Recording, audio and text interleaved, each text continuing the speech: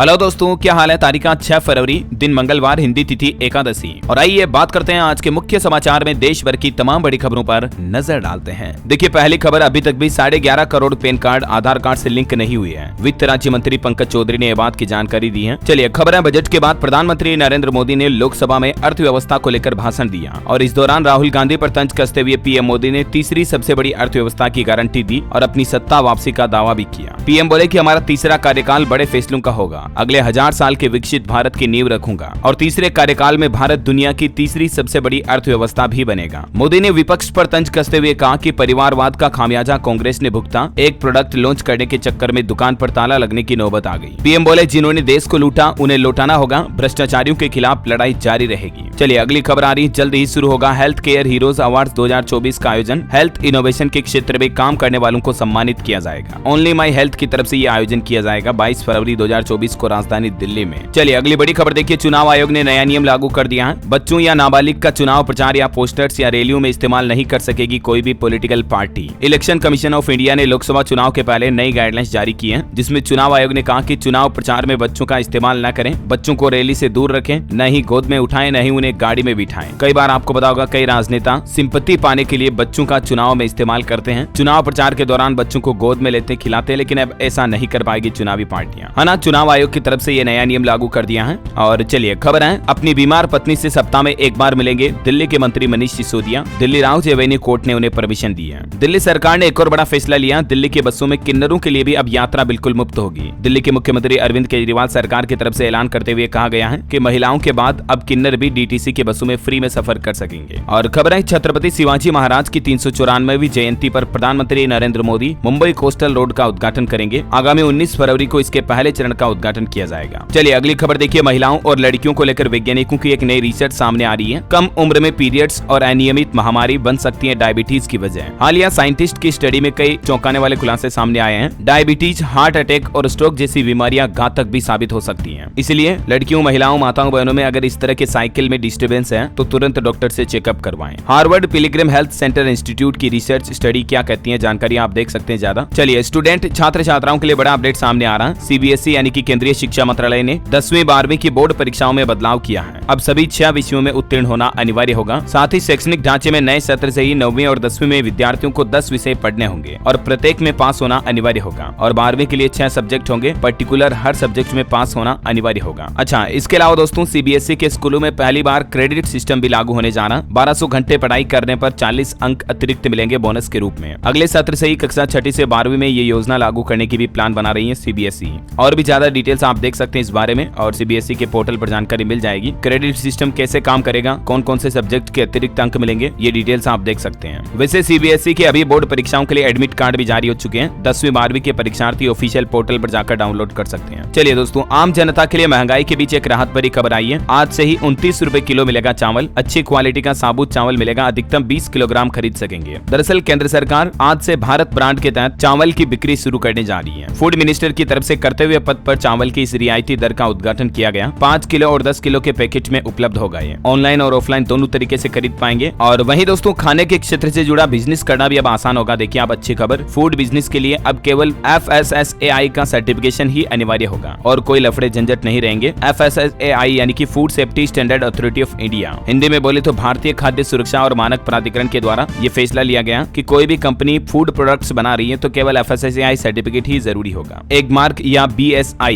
इन certification को खत्म करने के लिए अलग अलग खाद्य सुरक्षा और मानक विनियमों में संशोधन को मंजूरी दी गई है। हालांकि इसका असर ये भी हो सकता है कि फूड प्रोडक्ट की क्वालिटी में गिरावट देखने को मिल सकती है। चलिए अगली बड़ी खबर है, आतंकी संगठन सिमी पर एक्शन ले सकेंगी राज्य सरकारें। अभी हाल ही में आपको पता होगा, गृह मंत्रालय की तरफ से भी 7 दिन पहले 5 साल तक के लिए इस संगठन पर प्रतिबंध बढ़ा दिया है। सिमी यानी student Islamic movement of India, जिसे केंद्र सरकार ने तो आतंकी संगठन घोषित कर ही दिया है। अब राज्य सरकारें भी अपने अपने लेवल पर इस संगठन पर एक्शन ले सकेगी। ये सिमी क्या है, इसकी फाउंडेशन कब हुई, इसकी कुछ हिस्टोरिकल डिटेल्स भी आप देख सकते हैं स्क्रीन पर। और बड़ी खबर देखिए, गुजरात में हेट स्पीच देने वाला धर्मगुरु मुंबई से गिरफ्तार हुआ। समर्थकों ने थाना घेरा, पुलिस ने लाठीचार्ज भी किया। हिंदू संगठनों की शिकायत पर यह कार्रवाई हुई। हो सकता है सोशल मीडिया पर आपने भी ये मौलाना मुफ्ती सलमान अजहरी के कुछ कंट्रोवर्शियल बयान देखे होंगे। आए दिन ये हिंदू धर्म और हिंदुओं के लिए उल्टे सीधे बयान देते रहते हैं। जैसे हमारे हिंदुओं में गुरु होते हैं ना, संत महात्मा आचार्य, वैसे ही ये मुसलमानों के मौलाना मुफ्ती सलमान अजहरी हैं, जो अपने आप को इस्लामिक उपदेशक कहते हैं। लेकिन हाल ही में इन्होंने कुछ ऐसे भड़काऊ भाषण दिए जिसके चलते इन्हें अरेस्ट किया गया।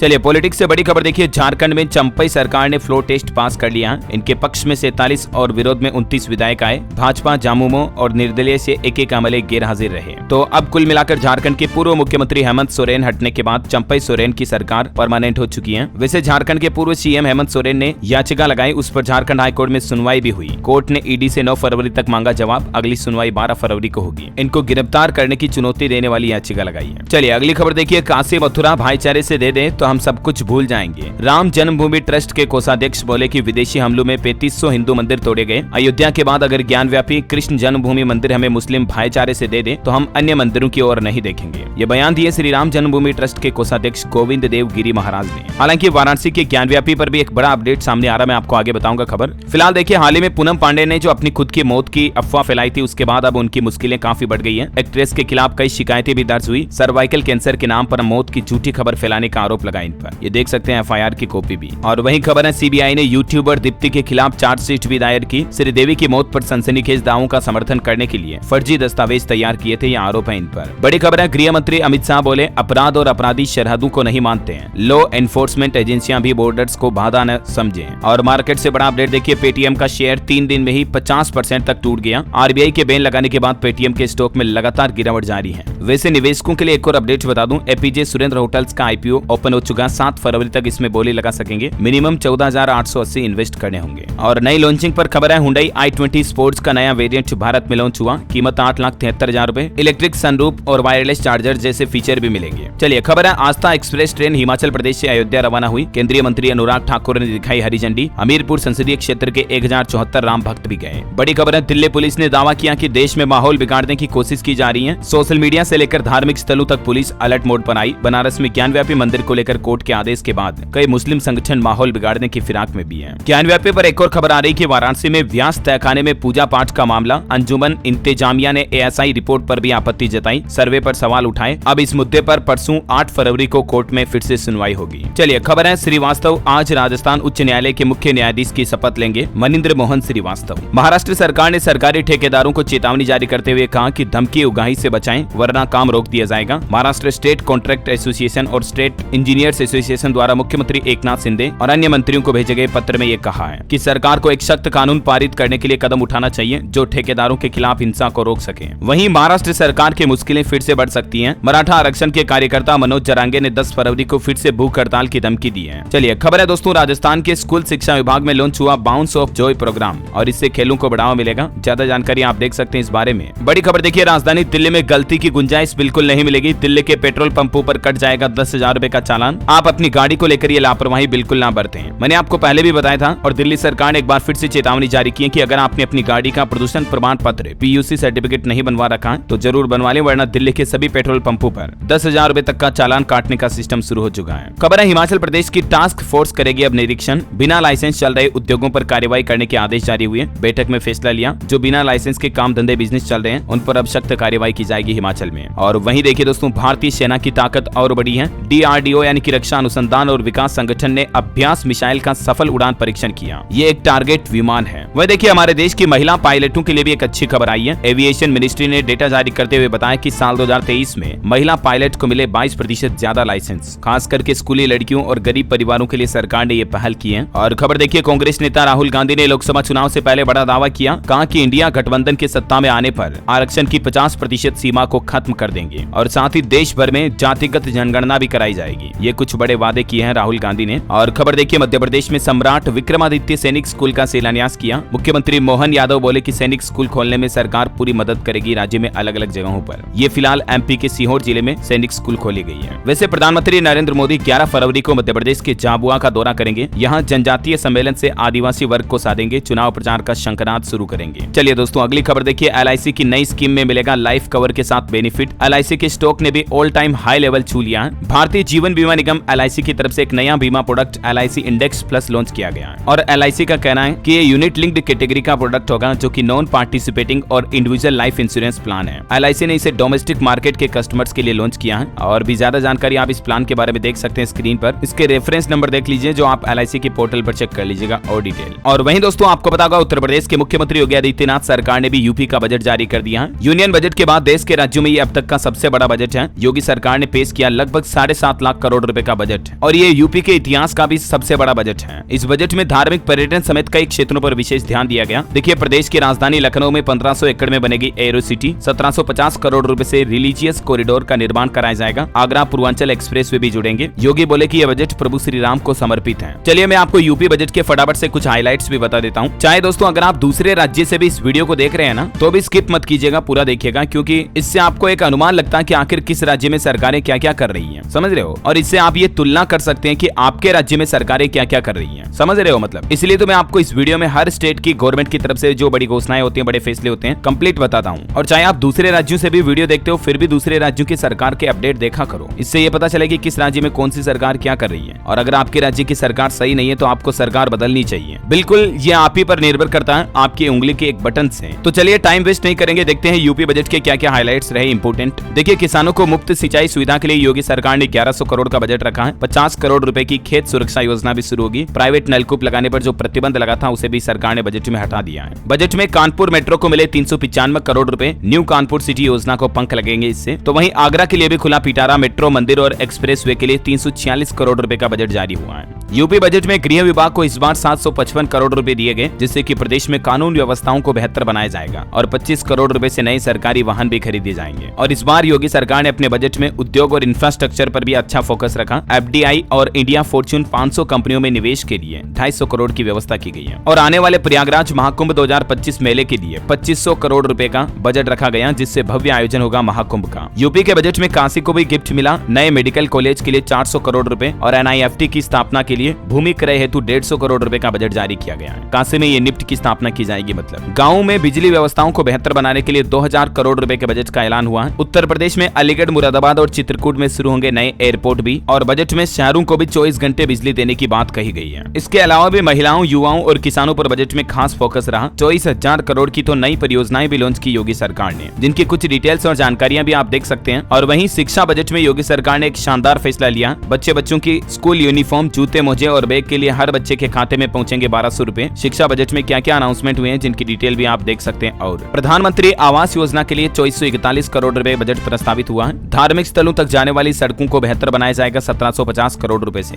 गंगा एक्सप्रेस वे के लिए मिले 2057 करोड़ रुपए। मात्र 5 घंटे में पहुंच सकेंगे मेरठ से प्रयागराज। और वहीं उत्तर प्रदेश में स्वजातीय विवाह के लिए 55,000 रुपए और अंतर जातीय विवाह करने पर 61,000 रुपए की सहायता राशि देगी योगी सरकार। बजट में मुख्यमंत्री योगी आदित्यनाथ ने यह भी शानदार घोषणा की है। और वहीं योगी सरकार का एक और फैसला देखिए, अब होमगार्ड की मौत होने पर आश्रितों को मिलेंगे 35 लाख रुपए आर्थिक सहायता राशि के रूप में। सरकार ने बजट में इस बात की भी घोषणा की है। 35,849 करोड़ रुपए से प्रदेश में अलग अलग जिलों में सड़कों का जाल बिछाया जाएगा। पूर्वांचल से लेकर पश्चिम तक की कनेक्टिविटी को बेहतर किया जाएगा। गरीब बेटियों की शादी के लिए भी 800 करोड़ रुपए का बजट रखा है, जिससे मुख्यमंत्री सामूहिक विवाह योजना का संचालन आगे भी जारी रहेगा। निराश्रित महिलाओं की पेंशन डबल कर दी गई है। महिला स्वास्थ्य सुविधाओं पर हालांकि सरकार ने कुछ खास ध्यान नहीं दिया इस बजट में, लेकिन पेंशन की राशि जो निराश्रित महिलाओं के लिए पहले 500 रुपए मिलती थी, उसको बढ़ाकर सीधा डबल कर दिया, 1000 रुपए मिलेंगे। लड़कियों के जन्म से लेकर ग्रेजुएशन तक की पढ़ाई के लिए योगी सरकार 25-25 हजार रुपए की सहायता राशि भी देगी। 2024 यूपी बजट में महिलाओं के लिए क्या और बड़े अनाउंसमेंट किए गए, जानकारी आप देख सकते हैं स्क्रीन पर। हिंसा की शिकार महिलाओं को 1 लाख से लेकर 10 लाख तक की मदद मिलेगी। 200 महिला किसानों को खेती के लिए नई मशीनें भी दी जाएगी। और वहीं युवाओं के लिए शानदार घोषणा, 25 लाख युवाओं को मुफ्त में मिलेगा स्मार्टफोन और टेबलेट। कौशल विकास योजना से 1 साल में 4 लाख युवाओं को रोजगार मिला। स्कॉलरशिप के लिए भी यानी छात्रवृत्ति के लिए 1862 करोड़ रुपए का बजट जारी हुआ। अयोध्या मंडल के 1550 गाँव परिवहन सेवा से जुड़ेंगे। परिक्षेत्र के 100 नए मार्गों पर चलेगी बसें। यूपी राज्यपाल ने दी हरी झंडी। उत्तर प्रदेश में 1500 एकड़ में एरो सिटी का निर्माण किया जाएगा। छोटे बिजनेस सेक्टर को बड़ी राहत मिली है। 96 लाख एमएसएमई यूनिट्स के अच्छे दिन आएंगे इस बजट में। व्यापारियों के लिए भी योगी सरकार ने शानदार फैसले लिए हैं, है ना। तो ये दोस्तों सभी यूपी बजट के इंपोर्टेंट हाइलाइट्स मैंने आपको बता दिए। और भी विस्तृत जानकारी अगर आप उत्तर प्रदेश बजट के बारे में देखना चाहते हैं तो मैंने डीएलएस न्यूज के ऊपर एक सेपरेट वीडियो डाला है, आप जरूर देख लीजिएगा इसे। बहरहाल अभी तो कुछ और महत्वपूर्ण और काम की खबरें देखेंगे, लेकिन फिलहाल आज के मौसम समाचार पर नजर डाल लेते हैं। देखिए, पहाड़ी राज्यों में बर्फबारी जारी है। 3 राज्यों में भारी बर्फबारी हो रही है, हिमाचल प्रदेश, उत्तराखंड और कश्मीर में। हिमाचल में तो 650 सड़कें बंद पड़ी हैं, तो वहीं अन्य राज्यों में भारी बारिश का माहौल है। उत्तर प्रदेश, मध्य प्रदेश, बिहार में तेज बारिश भी हुई।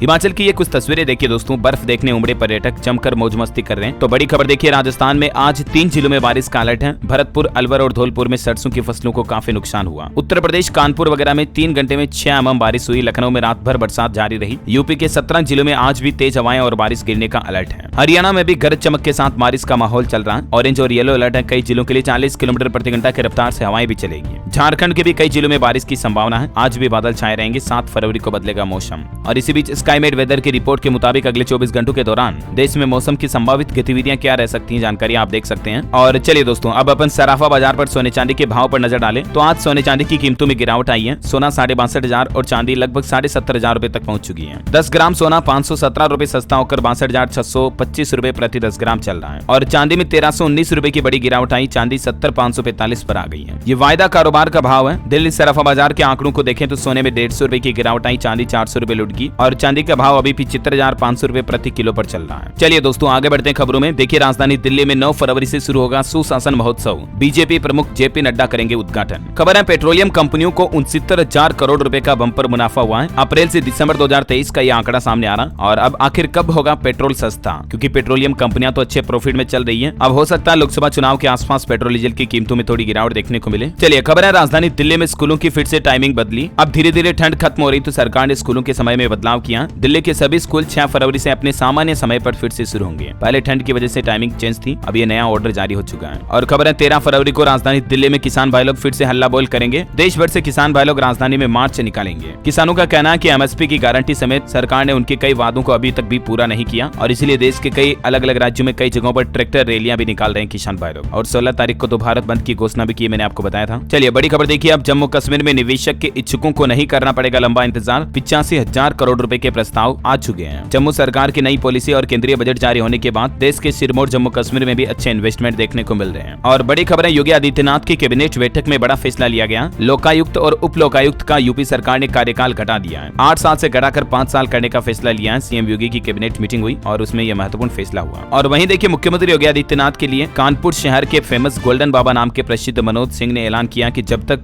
योगी बाबा प्रधानमंत्री नहीं बन जाते तब तक वो चांदी के जूते नहीं पहनेंगे। बड़ी खबर है, विधानसभा चुनाव से पहले दिल्ली की केजरीवाल सरकार ने बड़ा ऐलान किया। दिल्ली की अनाधिकृत कॉलोनियों की सभी सड़कें पक्की करेंगे। वहीं बिहार के नीतीश कुमार सरकार ने भी लॉन्च की बिहार लघु उद्यमी योजना और इस योजना के तहत 3 किस्तों में 2-2 लाख रुपए मिलेंगे और आज से इसके लिए फॉर्म भरना शुरू हो चुके हैं। 15 दिन के लिए पोर्टल खुला रहेगा। 20 फरवरी तक आवेदन किए जा सकेंगे। इस योजना के तहत बिहार में 94 लाख से भी ज्यादा गरीब परिवारों को स्वरोजगार योजना के तहत 2-2 लाख रुपए देगी बिहार की नीतीश सरकार। बिहार लघु उद्यमी पोर्टल के जरिए 20 फरवरी तक इस योजना के लिए आवेदन किए जा सकेंगे, है ना। और वहीं देखिए, बड़ी खबर दोस्तों, हरियाणा में ग्रुप सी के 20,000 पदों पर भर्ती से हाईकोर्ट ने रोक हटा दी है। हरियाणा सरकार को इससे बड़ी राहत मिली है। और वहीं देखिए, हरियाणा सरकार को एक बड़ा झटका भी लगा है। पंजाब हरियाणा हाईकोर्ट ने प्राइवेट नौकरियों में 75% आरक्षण को रद्द कर दिया। तो अब सुप्रीम कोर्ट पहुंची हरियाणा सरकार। प्राइवेट नौकरी में स्थानीय युवाओं को 75% आरक्षण मिलेगा या नहीं, अब ये सुप्रीम कोर्ट तय करेगा। देखते हैं माननीय सर्वोच्च न्यायालय की तरफ से क्या फैसला आता है। जो भी अपडेट आएगा मैं आपको बता ही दूंगा। और खेल समाचार पर अच्छी खबर आ रही है। भारत ने 106 रन से जीता विशाखापट्टनम टेस्ट। इंग्लैंड 292 पर सिमटा। बुमराह को 9 विकेट मिले। यशस्वी का दोहरा शतक टर्निंग पॉइंट रहा मैच के लिए। चलिए दोस्तों, खबर देखिए, उत्तराखंड की पुष्कर सिंह धामी कैबिनेट से यूसीसी की रिपोर्ट को मंजूरी मिलने के बाद आज उत्तराखंड विधानसभा में ये बिल पेश होगा। यूनिफॉर्म सिविल कोड यूसीसी, जो कि भारत के ऐतिहासिक महत्वपूर्ण बिलों में से एक बन चुका है। सीएम धामी बोले कि पूरे देश की हम पर नजर है। यूसीसी सबके हित में है, चिंतित होने की आवश्यकता नहीं है। हालांकि कई लोग इन कानूनों का विरोध कर रहे हैं, लेकिन यूसीसी लागू होने के बाद हिंदू मुस्लिम धार्मिकता से जुड़े कई सारे जैसे विवाह, तलाक, प्रॉपर्टी से जुड़े कानून बदल जाएंगे। मैंने आपको डिटेल जानकारी बताई भी थी डीएलएस न्यूज चैनल पर। अगर आपने नहीं देखा तो देख लीजिएगा। 10 इसमें इंपोर्टेंट नियम है, ठीक है ना। चलिए, खबर है, मध्य प्रदेश में 108 एम्बुलेंस के जैसे ही एयर एम्बुलेंस भी चलेगी। विमानन विभाग जल्द ही टेंडर बुलाएगा इसके लिए और हवाई पट्टियां भी सुधारी जाएगी। गंभीर मरीजों को एयरलिफ्ट कर अस्पताल पहुंचाने के लिए मध्य प्रदेश सरकार ये नई पहल शुरू करने जा रही है। मतलब जैसे सड़कों पर एम्बुलेंस चलती है ना, वैसे ही हवाई एम्बुलेंस की सुविधा भी मिलेगी जल्दी एमपी के लोगों को। और दोस्तों, आपको सावधान करने वाली एक बड़ी खबर देखिए, शेयर ट्रेडिंग के नाम पर एक ठगी का मामला सामने आया। 1,85,00,000 रुपए की ठगी हुई। एआई यानी कि आर्टिफिशियल इंटेलिजेंस का इस्तेमाल कर तैयार किए गए थे फर्जी ट्रेडिंग अकाउंट। मध्य प्रदेश के भोपाल में ऐसा पहला मामला सामने आया। फेसबुक पर विज्ञापन दिया गया और उसके जरिए ये ठगी हुई है। अगर आप भी ऑनलाइन स्टॉक मार्केट वगैरह में निवेश करते हैं, ट्रेडिंग करते हैं, तो ऐसे ठगों से बचकर रहें, सावधान रहें, है ना। चलिए, खबर है, राजस्थान में 8 और 9 फरवरी को किसानों के लिए सेमिनार का आयोजन होने जा रहा। एग्रीकल्चर टेक्नोलॉजी से जुड़ने का मौका होगा और किसान भाई लोग इसमें कई योजनाओं के बारे में भी जानकारी देख पाएंगे। राजस्थान चित्तौड़गढ़ सीताफल एक्सीलेंस सेंटर में इसका आयोजन होगा। वहीं खबर है, राजस्थान में अब टेढ़ी रीढ़ की हड्डी का भी इलाज कराया जा सकेगा। सरकार की इंश्योरेंस स्कीम में फ्री होगा ये ट्रीटमेंट भी। एसएमएस अस्पताल में हर सोमवार को ओपीडी भी चलेगी स्पेशली इसके लिए। राजस्थान जयपुर से ये नई शुरुआत होने जा रही है। चलिए, अगली खबर है, किसानों के लिए छत्तीसगढ़ राज्य से एक बड़ा अपडेट सामने आ रहा है कि सरकार ने तो 3100 रुपए एमएसपी पर धान खरीदी का वादा किया है, लेकिन अभी 2203 रुपए पर ही एमएसपी पर धान खरीदा जा रहा है। और सरकार का कहना है कि कृषि उन्नति योजना के तहत किसानों को ये डिफरेंस राशि जो है ना, अंतर की राशि ये मिलेगी और इसके लिए 12,000 करोड़ रुपए का प्रावधान भी रखा है। छत्तीसगढ़ के वित्त मंत्री ओपी सीपी चौधरी ने सोमवार को अनुपूरक बजट पेश किया और इसी दौरान ये घोषणा की है। वहीं छत्तीसगढ़ में महतारी वंदन योजना के लिए आवेदन भी आज से शुरू हो चुके हैं। महिलाओं को हर महीने 1,000 रुपए मिलेंगे इस योजना के तहत। इसमें फॉर्म भरने की अंतिम तारीख भी 20 तारीख ही है। जैसे बिहार सरकार की योजना की लास्ट डेट बताई ना मैंने आपको, वैसे ही तो